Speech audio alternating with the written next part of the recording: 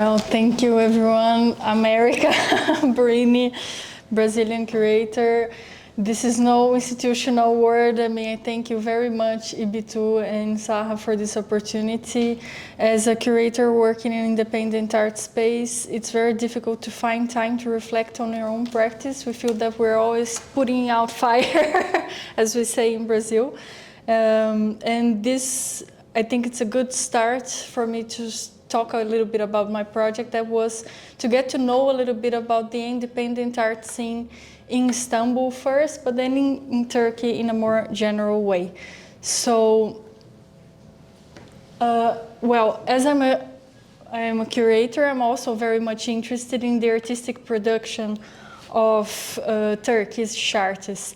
And my project contemplated a constellation of interests, and I came to understand during this time that the artworks were going to be looked at as guidelines of how to make these questions to these independent art spaces, understanding that this displacement, this dislocation from Brazil to Turkey would take a lot of understanding of a specific context, politically and artistically. Each independent space is responding to a very specific situation, a very specific gap in the art system.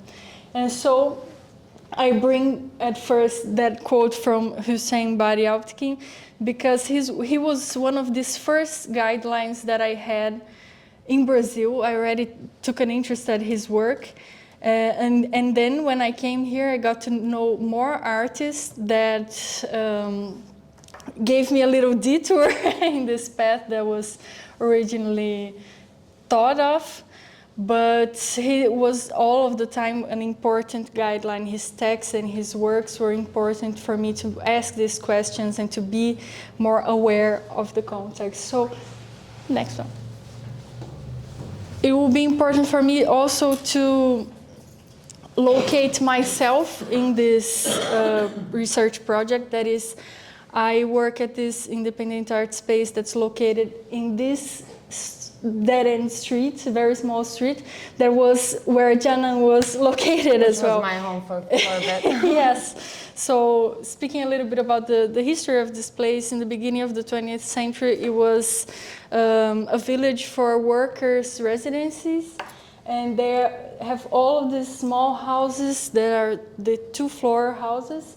And right after the pandemic, these houses were vacant, they were empty. And so Ricardo Sardenberg, which is a gallerist and a curator, he had this project of making this place become a cultural hub. So there is the independent art spaces, galleries, a very rare edition shop, and the YBYTU residency space. It's a very diverse place where people meet. And as you can see, there are cats, which made it very welcoming. And felt like home, considering how Turkey is. So next one. So this is a little bit about the place where I work, which it felt important for me to bring because it shapes very much how I see my curatorial practice. Working at an independent art space shapes the way you see exhibitions, the way you talk to artists. Which artists are we talking to? And that was what guided me in here as well. I was very much interested in the artists that were participating, engaged politically in the independent art spaces, because these artists are understood as people that support these spaces with their works by being there, being mostly their public. And Atelier 397 is one of the oldest independent art spaces in Brazil. It is 20 years old in the city of São Paulo. And it's regarded as a little bit of a more, let's say, institutional space because it's very much interested in the public debate and in engaging with underprivileged people with grants and all. And so it's a space that not only shows work, but it has an interest in experimental art and in representing Brazilian contemporary production. So this is YBYTU. This is the space of residency. These are Bernardo Faria and Georgiana Rotier. That is this couple of collectors that founded this place because they felt like there was a gap in Brazilian contemporary art system. That is, artists don't have the access to funds to do their own work, and so they support not only artists by giving them space in São Paulo, which is this very central city in the art system, Brazilian art system, but they also support the works of artists in major exhibitions in Brazil and abroad. So the last Panorama, which is this very important exhibition that happens yearly in Brazil, they supported several artists and it was very important. So the works of Brazilian artists can grow. Next. And so, as to speak a little bit of, I think this residency had for me several first times. It was the first time that I was doing a longer residency as a curator abroad. I did some internships as in academic research field, but as a curator it was the first time, and so I thought a lot about method. And so I had some artworks as guidelines and method for me. And the first is Antônio Dias, which is an artist that I could get to know more about his archive last year during a grant that I got from Instituto de Arte Contemporânea, Contemporary Art Institute in Brazil, which is an institution that holds not artworks, but the documentation of Brazilian artists active during the 60s onwards, which is a little similar to what happens to SALT regarding Hüseyin Barialtkin. It doesn't hold his works, but it has his documents. And so you get to know the inside of the artistic thinking, how these works came to life, and how did these artists made questions to the world in order to bring these works to life. And Antônio Dias, he is a very important artist from this generation of the 60s. He was friends with Hélio Oiticica, and he presented a dark side of Brazil. While Brazilian art was becoming more and more joyful and colorful, he self-exiled in 1968, and he went to Paris, and he got very scared about the situation there too, and then fled to Milan. And so he began working about this displacement and the ironical use of English language as this false common ground. And in this moment in Brazil, there's this strong discussion. We see major art critics discussing about American imperialism. And so it would be a very important, these works hold very important questions for me during this time, in which English language serves as this mediator, in which, as Antônio Dias's works remind us, sometimes it's not neutral at all. So here another work. These four works that I will show, they deal with different ideas of translation and the trust we hold in English language, but also I'm speaking of other kinds of translation, which are translations of context, which were necessary for me to understand the narratives of independent art spaces in Turkey. And so here in this phrase there is this romantic feeling to it, but it's also speaking about relationships of trust. Next. And here is another Brazilian artist, which is also my partner, Cauê Garcia. He has this work in which he appropriates this TED Talk that was originally spoken in Russian, which is a language that in Brazil practically no one knows. And he replaced the subtitles, which is something that we rely on to understand anything, a video in general. And so he replaced the text by this discourse on romantic cheating, and he was in a way cheating the audience. He was betraying through this mechanism of authority, discourse, and trust, and that sparked me to the fact that independent art spaces inside the art system, they are this agent of questioning, just as he did with this mechanism in which we rely so much. Next. And Mervyn Ussel also has this work where she questions the word to have, probably not speaking correctly in my Turkish, which has so many meanings of strange, uncanny, and others. And that also reminded me of that how to describe things, how to use this mediative language to describe situations that are often so hard to describe. And next. Finally, the last work that was my guideline in this adventure of questioning and talking to people of independent art spaces is Nadir Sommes.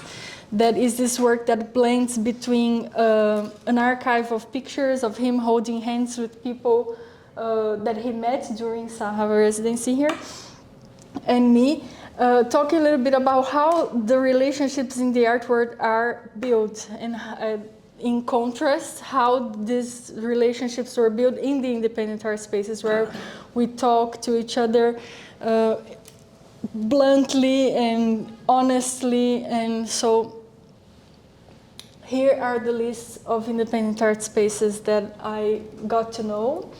It felt important for me to divide them by city or operative mode, let's say, because all of them are talking very much about context, and context in this case was very important for me, just as the artworks reminded me that I had to understand it in a way so I wouldn't enter this context in a naive way, which is very hard once you're getting to know a place for the first time. So I felt that through each talk with these people, of artists or curators that run these spaces, I got a mosaic of what contemporary art scene in Turkey is like. And in each city, I got very different narratives, which were very interesting for me to get a view that is less partial, let's say, because Istanbul is the city that concentrates so much of the artistic activity,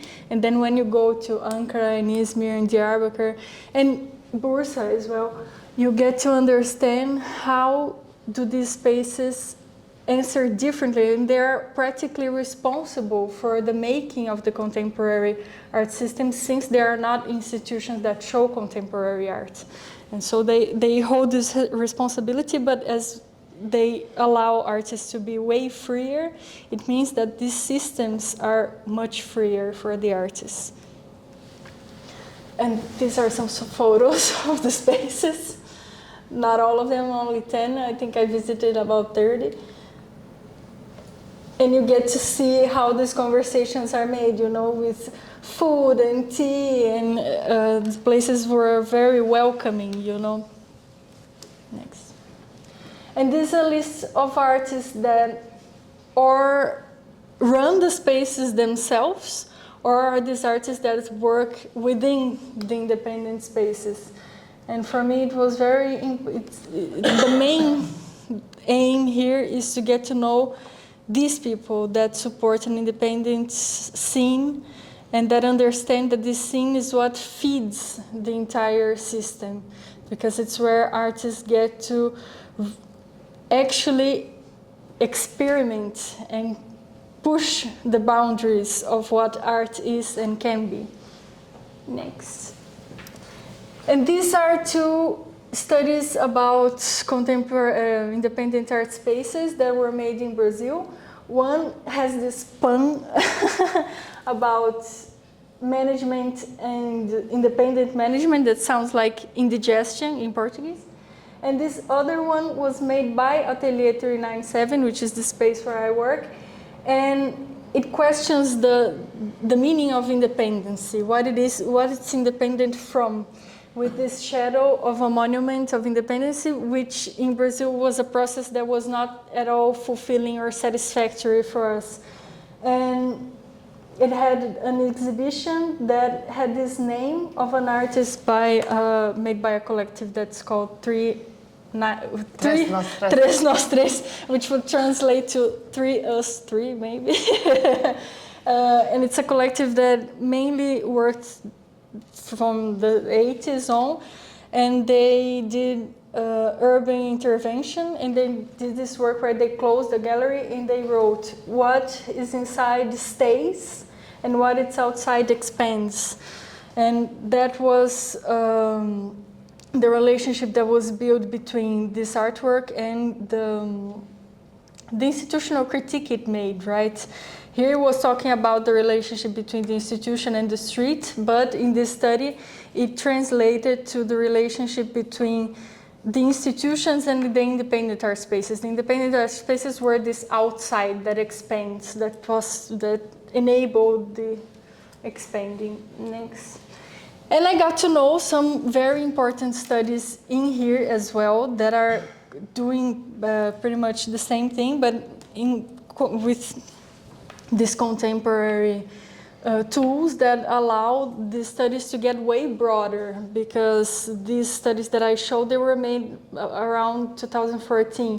And so most of these spaces don't even exist anymore. But the experience was very much important, what they did and what they allowed artists to do.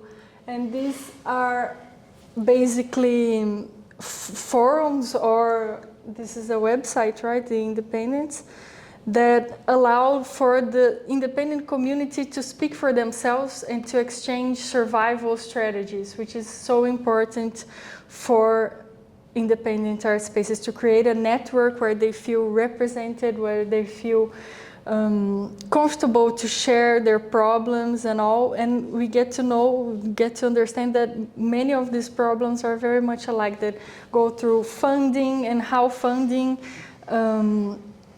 implicates the programming, right? Because we all are interested in doing the most experimental artwork, but what can we do if you don't have the funding for it?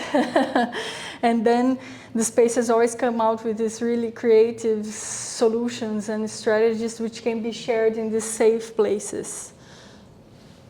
And speaking a little bit about future projects that are an outcome of this residency, I have, well, speaking to all of these spaces, you come to realize that the language of video, the medium of video, is very important, because it's a versatile medium for the artists and for the spaces. The artists nowadays, they can do it by appropriation, so they can do it only their computer or with their cell phones.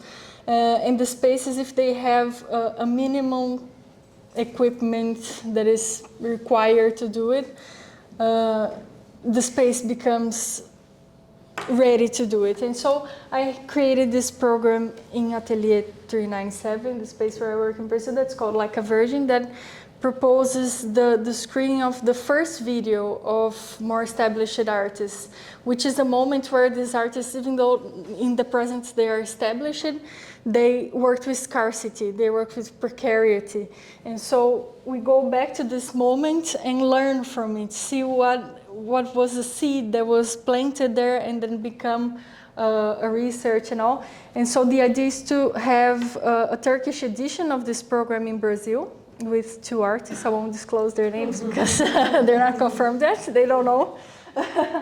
Another idea is to keep developing this relationship between Hüseyin Badialtekin's work and Antônio Dias. I believe they, even though they come from different generations, they represent to the country this internationalization of the arts in Brazil and in Turkey. And so I think it deserves more time and more study to bring them together. And Crosscuts, lastly, is a program newly invented by me, which has this idea of screening videos by pairs. And so one video by a Turkish artist, one video by a Brazilian artist. And the idea is to have this program in here and in Brazil later with the same videos. We'll probably have this by the end of the month. You'll know. So I guess that's about it. Yeah. Thank you so much.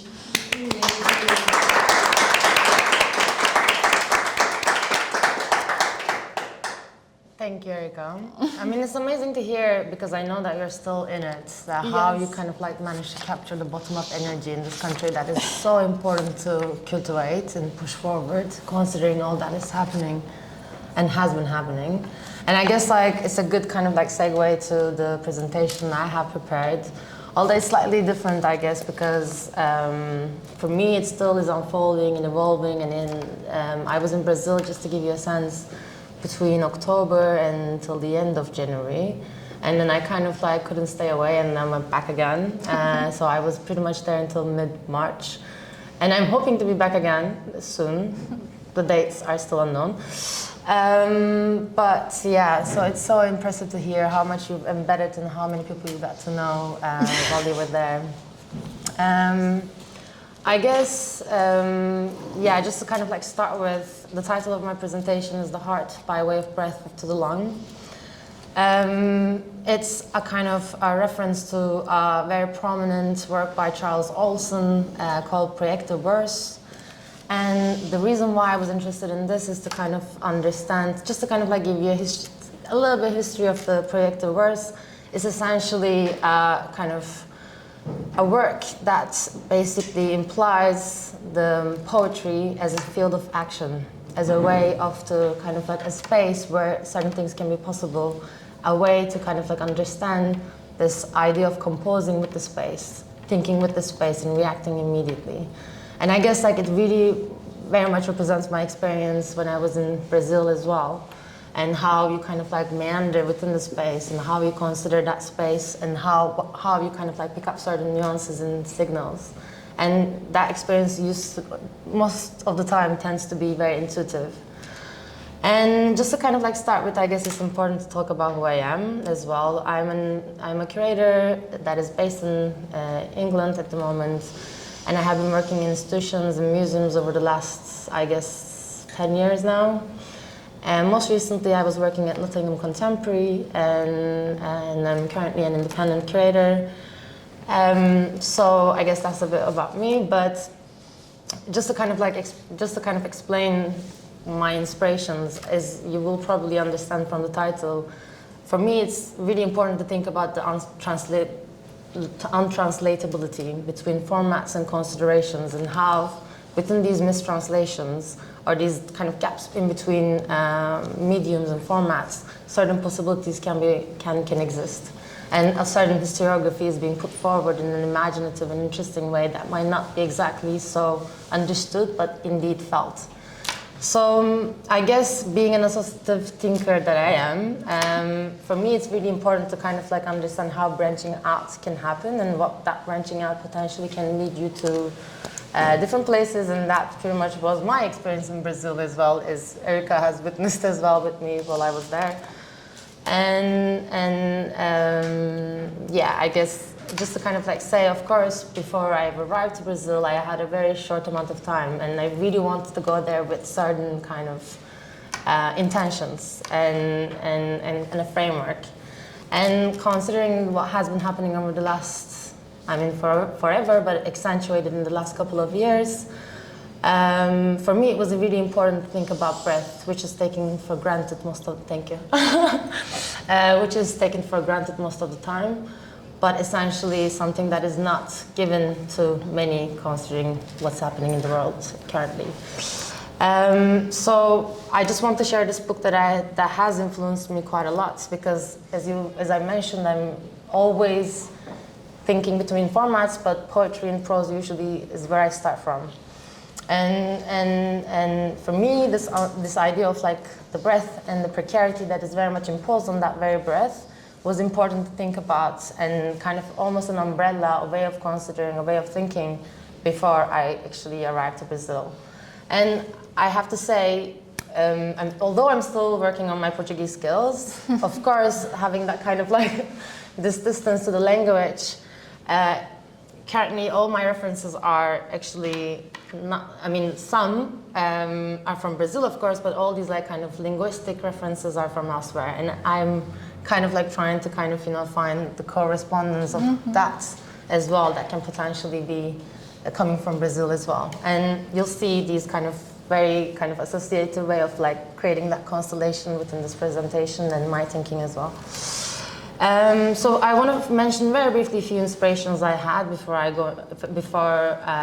kind of like came up with this angle, this way of considering breadth and precarity. Although like this book is very prominent for me in my way of thinking and still kind of resonates with all the other projects that I'm currently working on, in this instance I was thinking very, I was thinking a lot about how to kind of open that breadth up and how to kind of move beyond and the asphyxiation that is very much imposed in many like social and political and like communal level that exists, especially in Turkey, but also in some aspects in Brazil too. And one sentence I was thinking a lot as well was from this a critical black scholar called Fred Moten, who has extensively written about precarity and who works a lot with poetry and prose as well, but also the way he uses his voice when it comes to reciting the poetry. There's so much there that I think requires to think differently. So one sentence was, life remote, preoccupied with breathing and black.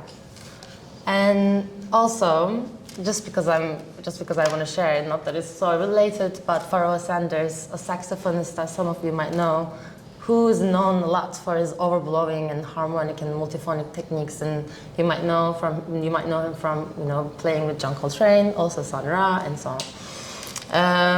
But like these were my kind of inspirations that I kind of like took with me before even arriving to Brazil. The reason why I'm mentioning these, I guess, writers and musicians and intellectuals, I guess, is because of the position that they're in. Artists and many creative scholars and thinkers and doers are in a very good position to kind of keep on insisting on leading the way to kind of create different possibilities and futures and realities that and so for me it's really important to follow their leads and embed myself within. And then I guess just a kind of another curious reference that you're also aware of, Érica, is Frantz Fanon's statement in 1952, which he said, in many aspects it became impossible to breathe, and I think it's still very much related to now. Next one. Thank you. I guess like some of the things that I was thinking about, like how to kind of move on from this, like because when you're thinking all about this, you also have to kind of reconsider your methodology, right? In terms of like how you're bringing these forward and how you're following these steps and these ideas. And one person that I was thinking a lot is the Adriana Cavarero. She's an Italian writer who has written a lot about thinking that is done with the lungs, not with the Western concept of intellect, but how organs of phonation and recitation can also be a space of thinking, which is something that was very much present before, Plato, basically. These gave me the kind of like way to think about like what I will focus on in Brazil. And I guess like because I'm always interested in music and poetry and prose, the influence of black music in Brazil was very important for me, but also the experiments like such as concrete poetry and so on with poetics was also something that I kind of looked into. It's okay. Teşekkürler. So I guess like this photograph, I know it's kind of is a really violent one. It's something I came across once I was back in London. It's the previous one. Oh, it's the previous one. Yeah. Pardon.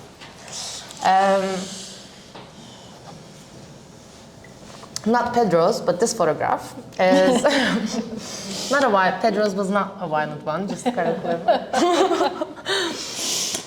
So this photograph is something I came across when I went back to London. I'm not sure if you know, but this in the UK in EUAL, in the University of Arts London, there's an archive. There's an institute called Warburg Institute. And this institute kind of holds a lot of interesting archives, one of which was the Menil archive. The A.B. Warburg. Exactly, yeah. And within this archive, there are archives. which I find quite curious as well. But one of which was Manual Archive, as I mentioned. And their attention was to kind of represent and imagine the task is quite a difficult one. And photographs and what you see within that archive are not easy to digest. And this one, as you can see, is described as what it was described, but it's a very kind of reduced kind of understanding of what's actually going on there. I'm not sure if you're familiar, I know you are, but capoeira Angola is a form, is an Afro-Brazilian martial art and a game that includes dance, singing, music, spirituality, and then the practice kind of is to cultivate chants and music and culture in addition to the kind of martial arts. I mean, one thing that I kind of found through this was the fact that actually capoeira was inspired by two zebras fighting. So it's based on the practice in Africa, which is called Angola. And apparently it comes from these kind of, this kind of depiction of two zebras kind of hitting their, necks and so on. And the ritual is made to kind of, as usual, these rituals are made to kind of, own the right to wife a woman, basically. But within, of course, like current practice of capoeira Angola, it's, of course, is a kind of almost a celebration more than a martial arts. The space is created is almost a circular space where you're kind of inside and outside at the same time. And I found that quite interesting as well, considering my position in Brazil as well. So that became a way for me to kind of make sense of what kind of a circle I make and then how I can go outside of that circle as well. I guess like what I found interesting in this as well, the kind of the role, the how you kind of occupy a space and how you sense your way around, especially when you're there for the first time, and I'm sure this will be resonating for you as well, because it's really difficult to kind of like, follow the pieces to be able to kind of make an image out of it. So, as you can understand from this image as well, like I'm really interested in working with archives. I have done a lot of projects with archives, of course, that ended up, within exhibitions. And I have worked with a lot of pieces that were never seen before, and then I'm interested in the kind of historicity that's still being carried, and then that still echoes currently. So not to just exotize these kind of pieces, but also like bring forward different historiography, different meaning, different possibility when they come together, like what they might actually mean, in now, here and now. Of course, I mean, like, I know it's limited time and we're still trying to make meaning, like of our experiences and still kind of like understand in our best capacity to like how to define a space, and I was really careful in terms of thinking who I am and what I come with and what I can say and what I cannot say on behalf of Brazil, because I'm a Turkish curator who's based in London, found herself in Brazil for like very short amount of time, a generous but short amount of time, to kind of understand the whole kind of, what the space comes with. So the next slide, please.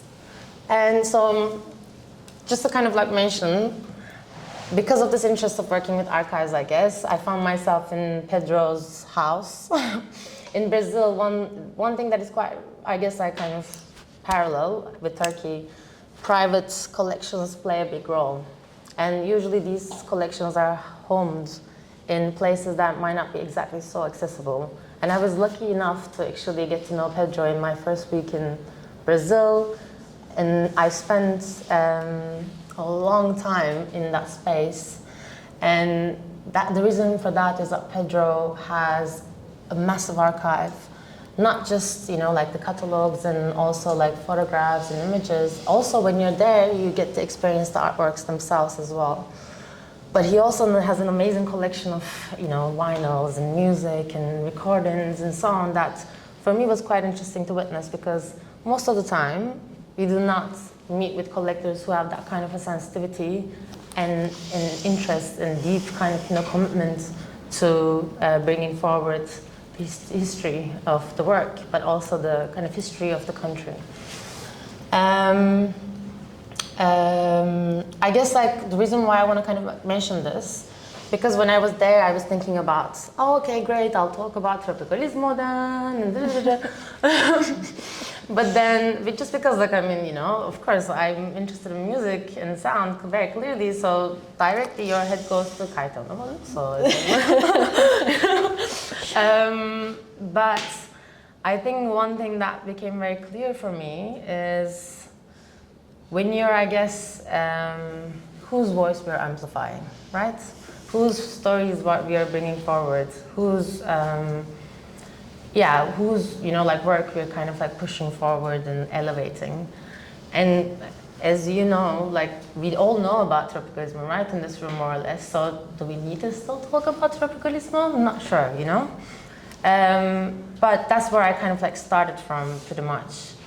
But then very quickly I realized maybe that's not what makes my heart move, I guess. Yeah, and then the next one, please.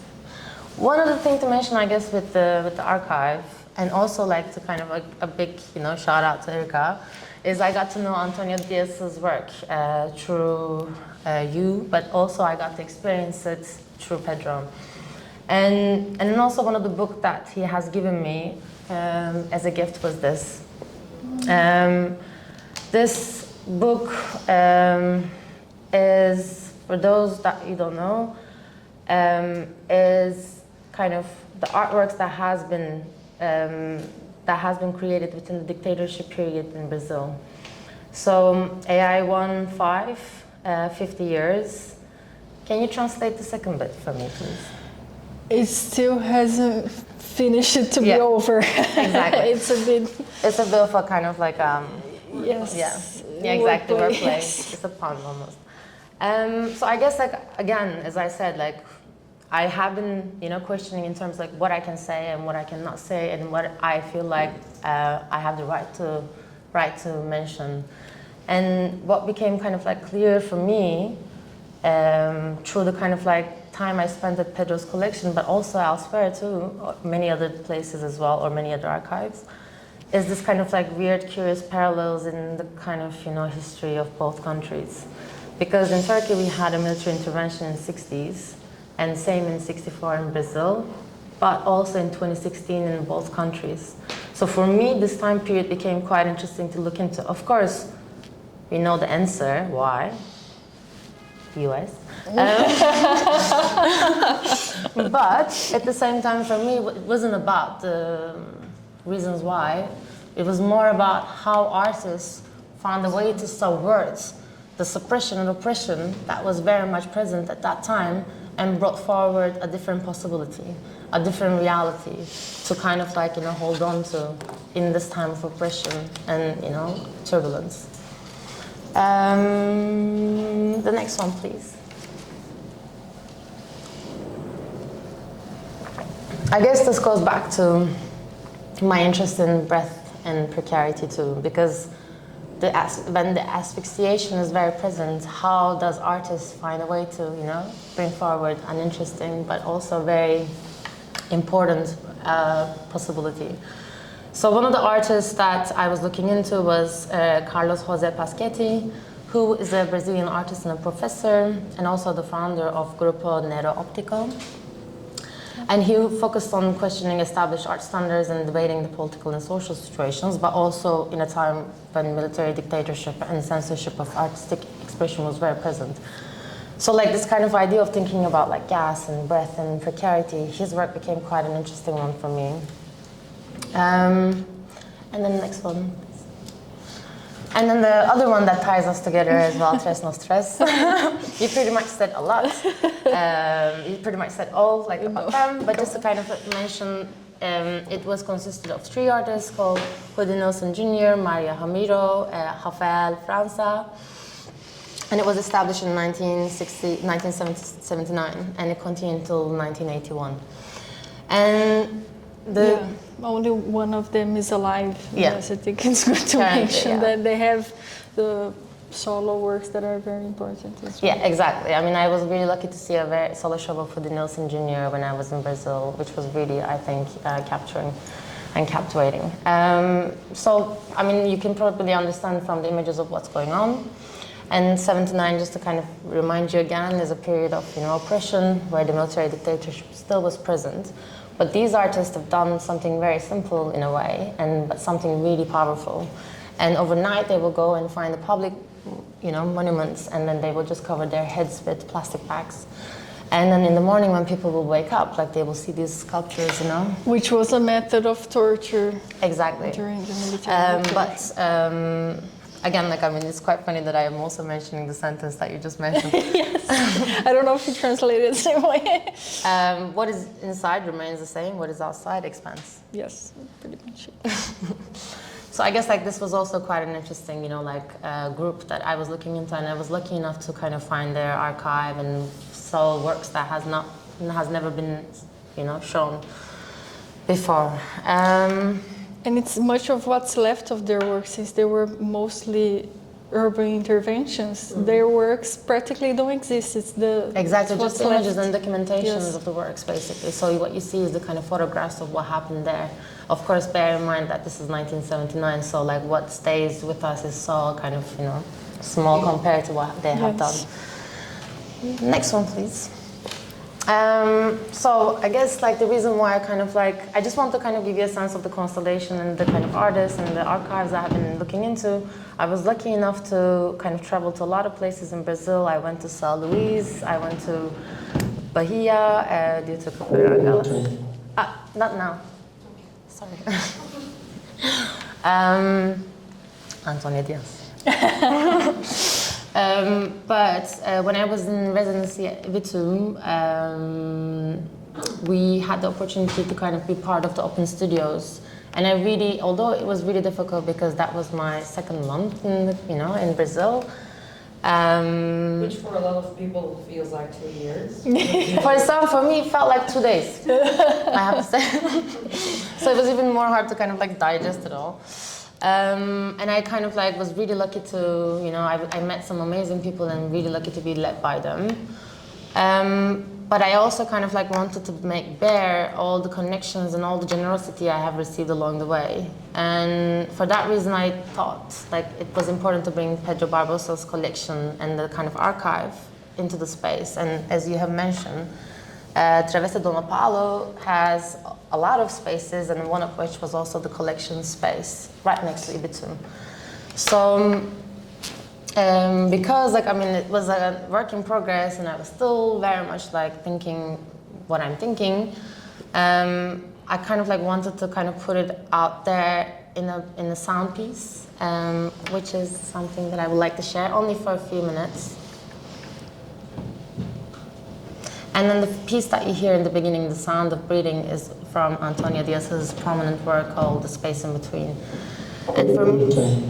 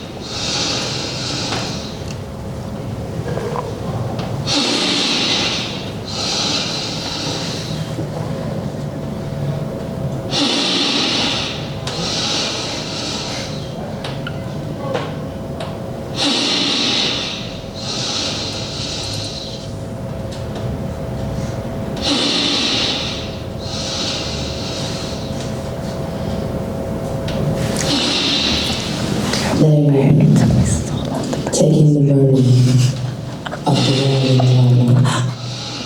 Every day, where it rests and silence, haunting us, making us touch and turn marble at night, despite the comfort we take from each other's bodies.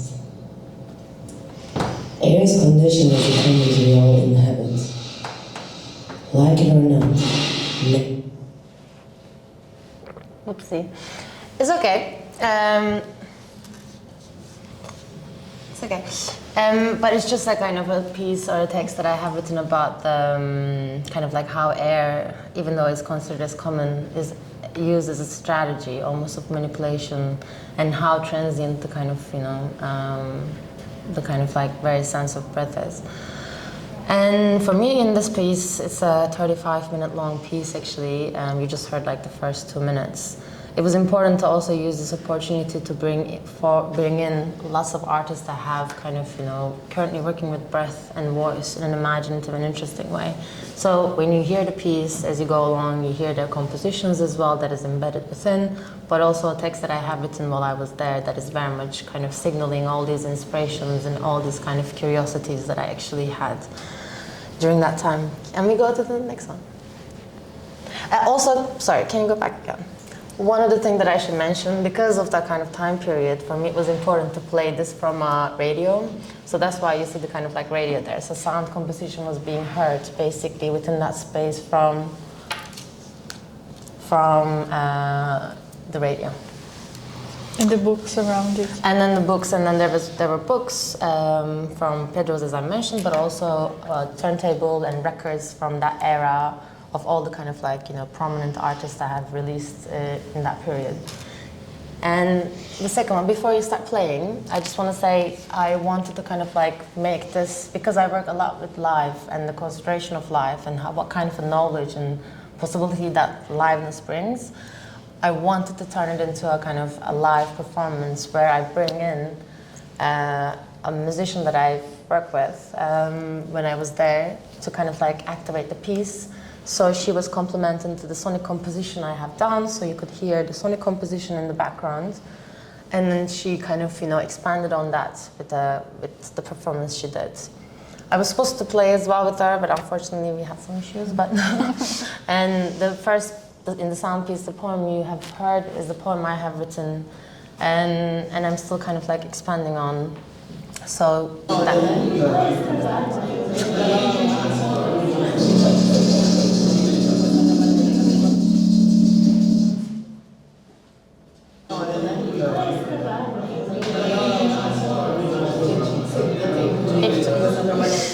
This is a bit.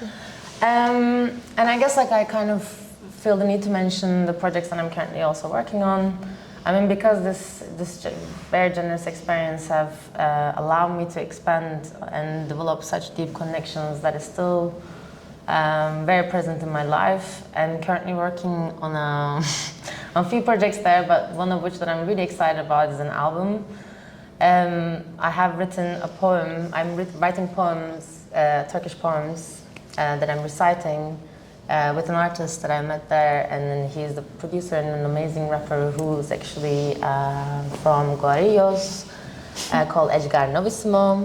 A massive thanks to him as well, because he was also so prominent and important in guiding me along the way during my residency. And thanks to him, I got to know and met people that I would never imagine meeting, or would never be able to figure out, like how, or whom, and so on. So we're kind of like working on a project there, but also I'm kind of like working with a few galleries and so on for other bits and bobs. But I guess that's it for me.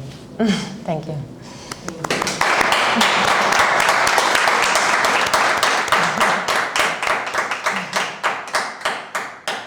You know that I feel that since you had such a deep background in knowledge of music, when you mentioned, Pharoah Sanders, you do such considerations of him that we understand how deep is your knowledge in music. I think this was very important for you to understand some underlying context in Brazilian contemporary art. I mean, I guess like we all come with what we come with, right? Like, yes. Because when we're occupying a space, we're occupying it for the first time and we're trying to make sense of it from our previous experiences. And for me, I mean, just to kind of something that I haven't mentioned, for the last 10 years I have been working as a broadcaster, so I'm doing radio shows in different stations. You did one there in Brazil? I did one in Brazil as well, in Veneno Radio. But I have monthly shows at Radio Alhara and then also Nettle Radio in London. So like this idea of like broadcasting is something that is very much present in my way of thinking curatorial practice too. although I have been keeping them somewhat separate, the inspirations and the influences, of course, are there. So I guess like it makes sense to kind of like think about the radio for me, you know, or it makes sense to kind of like bring forward an account that... The work of Edgar and Cabello, which are artists that... I haven't mentioned Cabello, I'm sorry, I haven't but it's someone that I should also mention. Cabello, I mean, is also a very prominent artist who used to be very close friends with Caetano Veloso and so on.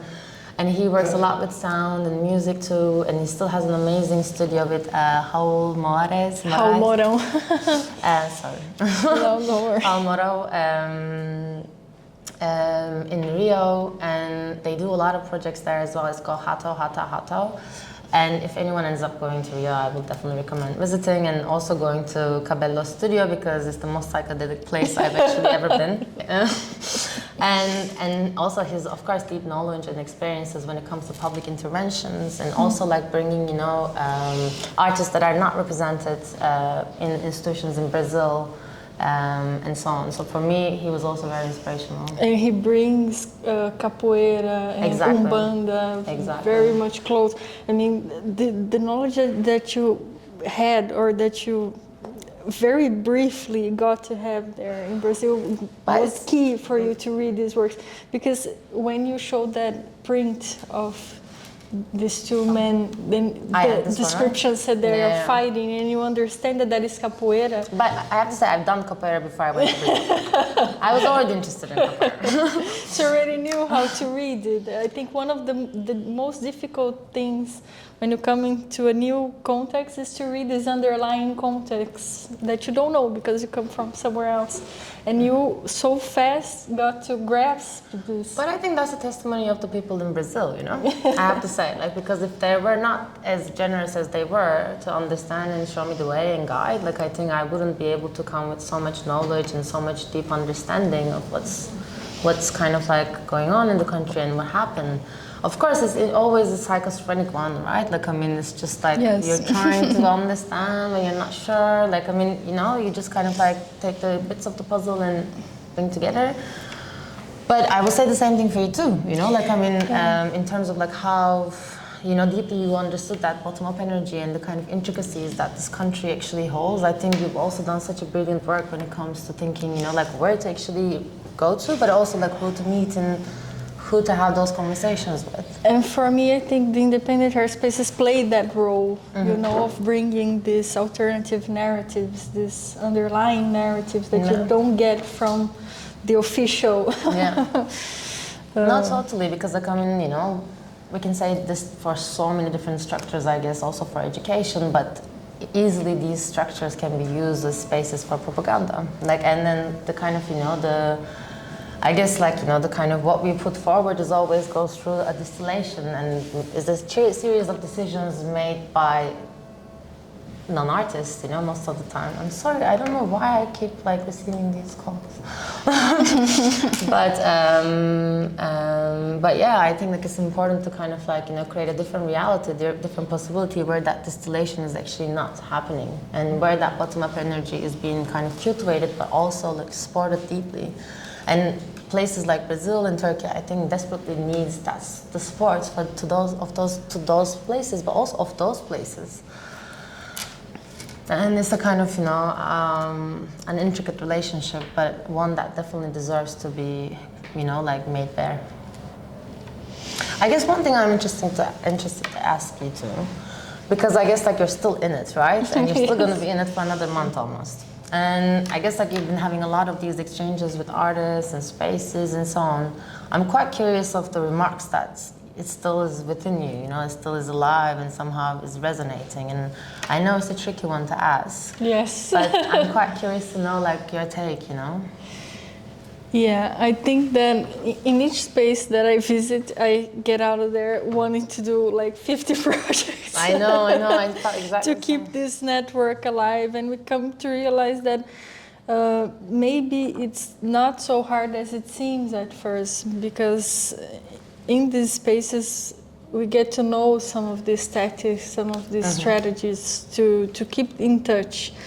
And I think it's something that it really resonates in me was this last trip to Diyarbakır and to come to understand a little bit of what political art means in each context.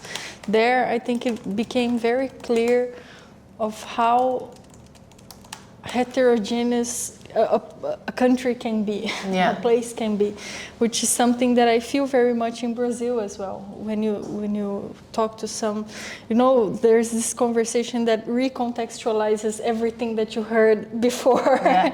I feel that was something that happened in Diyarbakır. It was something that a very touching experience. I was when I went there, I stood at loading. I slept there for these 3 days that I got to stay there. And so I engaged in these really deep conversations with Erkan and Cengiz. And they are such amazing artists. And I really feel like this urge to do projects with them because they have such important works. And some of them, they are dealing exactly with the same subject as some Brazilian artists are dealing with. For an example, incarceration or the idea of a lost childhood. And you see that in such different contexts. We were just talking a little bit before about we have these similarities between our history, but we have several differences, of course. And we're talking a bit about colonization, how do we see that, what kind of context this can have. And I think this project that I'm thinking of doing, this cross-cuts one, will show a little bit of that, of how a specific subject can be recontextualized, but at the same time, through an artwork, you can see how some situations are brought together. And I think this is something that only artists can do. Yeah. But also just to say, with loading, I have a very deep history, especially with Erkan as well. We've been working together for the last 10 years, and during COVID, I kind of offer them to give these, give some support and start doing these online consultation sessions with artists in and around the region. And these were 3-4 hour long sessions with 4 artists every week. And although I'm partially Kurdish, of course we have a certain kind of, we get to know what we get to know, but we don't get to know a lot of things that's actually going on there. And with the kind of conversations that I had with those artists, some prominent, some mid-career, some very early stages in their practice, it was really eye-opening, and it was really, it was really eye-opening in terms of, what you get to hear about their daily experiences. And I still have the desire and the dream of going there because I still haven't been there for a very long time. I haven't been in loading, but I haven't been in Diyarbakır for a very long time as well. So this is a conversation that we need to kind of have later on. Yes, for sure. Since we'll be collaborating from Brazil. Totally, let's go. We will be the Brazilian part of the project. Yes, no, for sure. I think it, in the end, this experience shows how much do we share, right? Mm-hmm. I think totally. I also felt this, and I also said this to you, in the first day, probably. How similar it feels. I felt in Istanbul when I was in São Paulo, and for a few weeks I was trying to kind of it really didn't clock. I really didn't clock it. I still felt like I was occupying a place that I've already occupied previously. So for me, that was really interesting, but also not just because of the city itself, but the considerations of the city, the infrastructure, the taxonomies, right? Because I think a culture is being defined by the way we categorize things and how things are kind of spread around, and there's so much similarity in terms of the kind of connotations we give to certain structures and how those structures the inequality of the cities, exactly, and somehow the aggressiveness of them, and the beauty, of course. There's a lot in common. Yeah. You were mentioning some of your references, like Fred Moten and Frantz Fanon, And I think that in Brazil now they're so much present. It's like there are Brazilian references as well. Fred Morton has been there for like a couple of times. I was in London and I was like actually with Fred Morton for 2 days before coming here, and I was so lucky. I mean, because of course, I guess the benefit of being in London, right? Like, there's only few benefits. One of them is like, and because of the way what he talks about and the histories that he brings forwards and so on. So it's great to hear that it somehow feels relevant, you know, and very much present. Much, I mean, yes. you know, but it's very present in the kind of discourse, in the discourse of the discourse of the kind of country. Yes. I have to say, Nadir is here, and I mentioned him. He was here. I just have to say, because we're recording this and your name was mentioned, because I was talking about how some artists and some artworks were guidelines for my questioning in this alternative art system, and your work was one of them that in this first few days gave me the tools and this critical attitude to become less naive, let's say. That's what great artworks do, I guess. And so I thank you for sharing your work. So any questions from our audience, maybe to our curators?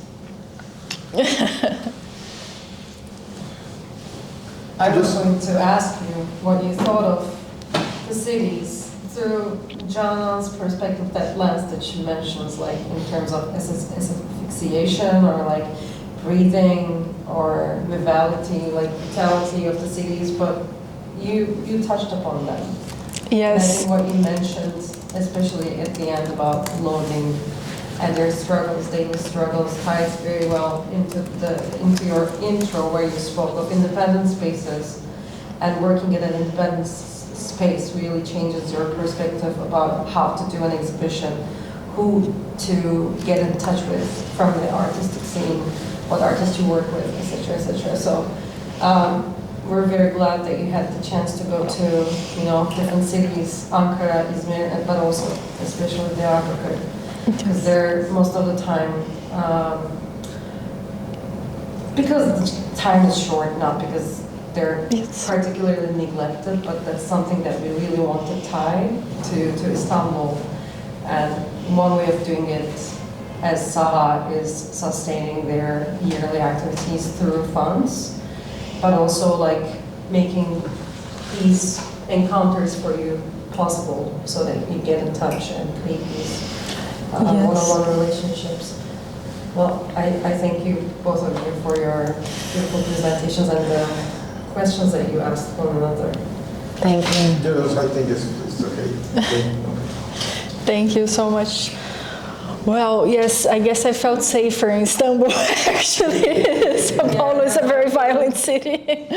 Yeah, that's quite interesting you say. I really never felt, I mean, I also didn't feel that like in Salvador or Sao Luis, I guess, you know, but for me, I felt so safe and so at home in Sao Paulo. Although like they tried to steal my bag, they stole my bag in Rio, like. But they didn't do it. They didn't, I fought back. So I kept that bag. You cursed in But Turkish. then that same bag got stolen on New Year's Eve in Rio, so it's okay. No. It was meant to be.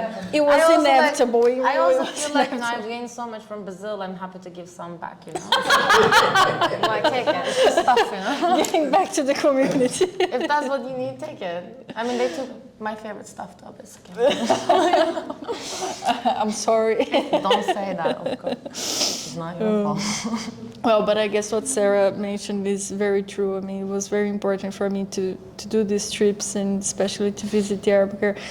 Of course, it represented more obstacles than the other cities. We had less English-speaking people and all, but I guess it had this network of solidarity, especially through loading. It was so important to get to know a little bit about their struggle.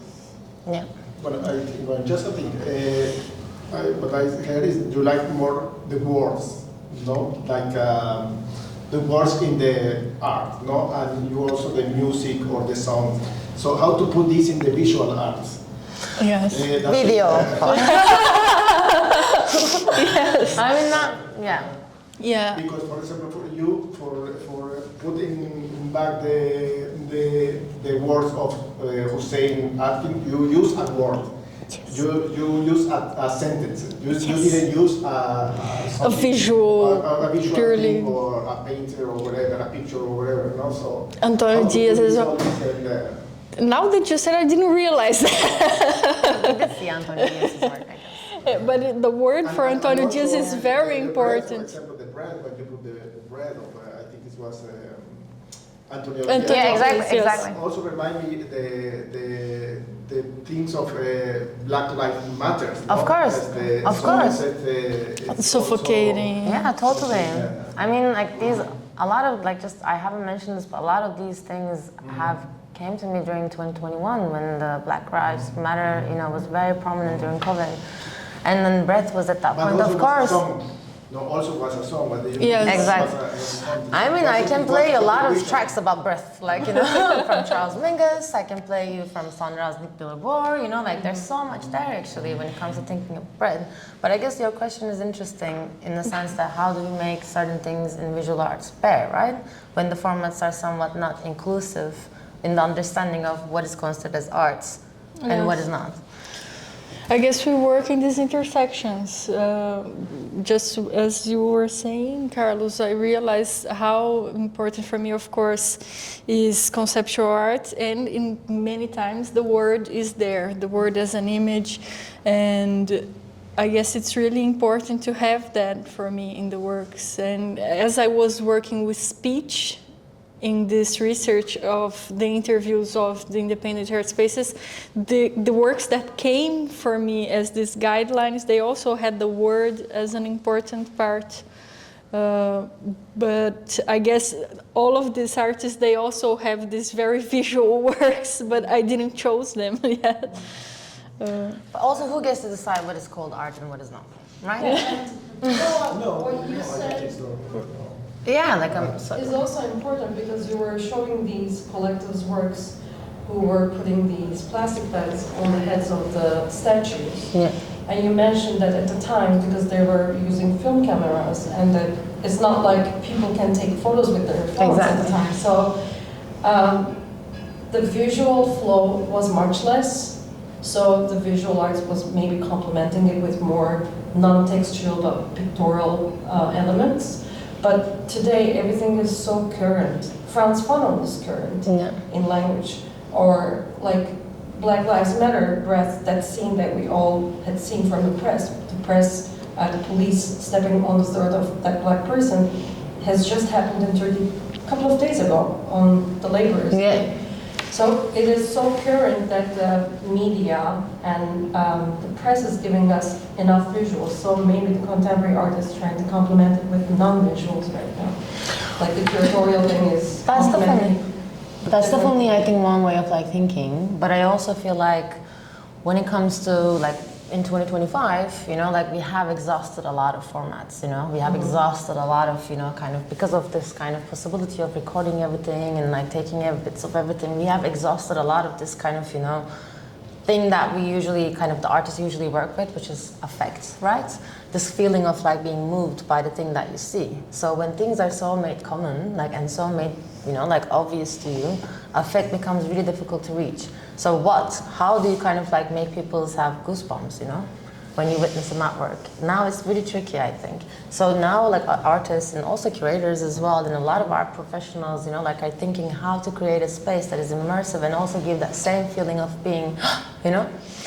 And I think that's also one of the reasons I feel like, you know, as you were saying, why these formats are also important, but also one thing is that although we have all these connections and all these like, you know, we can call people, we can look at what kind of devastation happening elsewhere in the world and all that, although we're connected, a lot of information is inaccessible because all those mediums that we learned information from are controlled, right? So like this machinery politics that we're very much part of are very much controlling what we get to hear and what we don't get to hear. So like, it's kind of like this double-edged sword almost. Like, although we're supposed to be connected, like we're not, because the information we receive is really distilled in almost a bubble. So like, how do you, you know, make your heart move? Like, that's essential, or make your heart swim. Like, that's kind of where I'm And for me, when it comes to Antonio Diaz, it's interesting because he was working in 1968, which was also in the blooming of conceptual art. He was talking about an exhaustion of image and the word as a way to imagine something that is less specific than an image.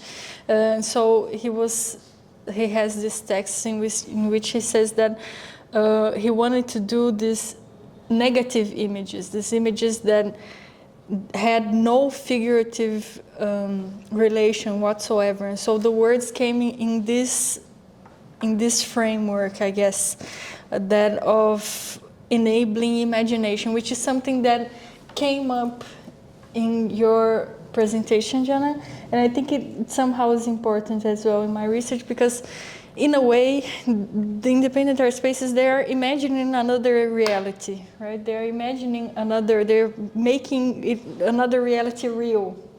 And you were talking the whole time, and I feel how this is important in Brazilian contemporary art discussions.